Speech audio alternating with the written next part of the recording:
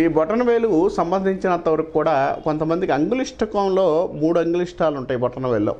ఈ 3 అంగుళాలు ఉంటే ఏంటంటే 3 ఉన్నప్పుడు ఏంటంటే మూడిట్లో ఎక్కడ ఏమున్న దాన్ని బట్టి వైవాహిక స్థానం కూడా ఎదురపడుతూ ఉంటుంది.